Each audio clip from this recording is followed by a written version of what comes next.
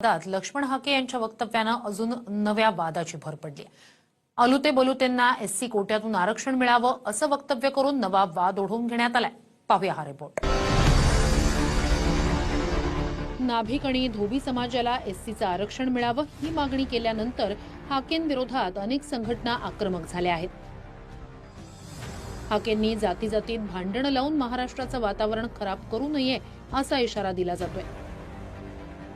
या इशाऱ्यानंतर हाकेंनी पुन्हा एकदा भूमिका बदलली। याआधी भटक्या जाती जमातींना एसटीचं आरक्षण मिळावं अशी स्पष्ट मागणी करणाऱ्या हाकेंनी आपण तसं बोललोच नसून फक्त प्रश्न केल्याचं म्हटलंय। आमच्या विजयंती मधल्या ट्रायबल मधल्या विजयंती अ ब प्रवर्गाला क प्रवर्गाला ड प्रवर्गाला ज्याला महाराष्ट्र शासन भटक्या विमुक्त जाती जमाती म्हणतं त्यांना एसटी मिळावी। बलुत्या आलुत्या मधला आमचा नाभिक बांधव असेल, आमचा धोबी बांधव असेल, बलुत्या आलुत्याला एससी मधलं आरक्षण मिळावं।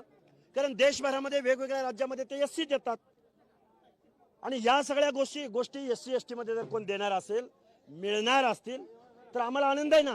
तुझी नौटंकी बस झाली आता।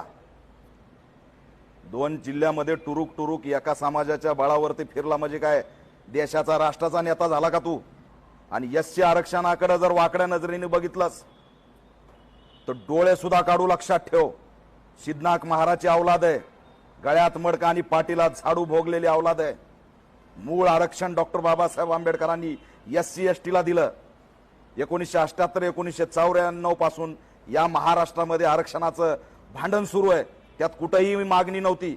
नव्या मागणीला जन्म घालतो, नवा पायंडा पाडतो, दंगल होत नाही म्हणून एससीला इन्व्हॉल्व करतो, कुणाची सुपारी घेऊन आणि कुणाची तळी उचलून हे भाषण करायला लागलाय।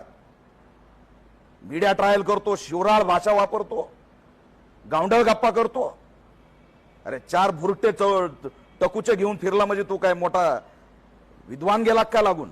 जे समाजा म्हणजे जातीय तेढ निर्माण करण्याचं काम करतो आणि तू कुणाच्या इशाऱ्यावर करतो हे देखील आम्हाला चांगलं माहित आहे।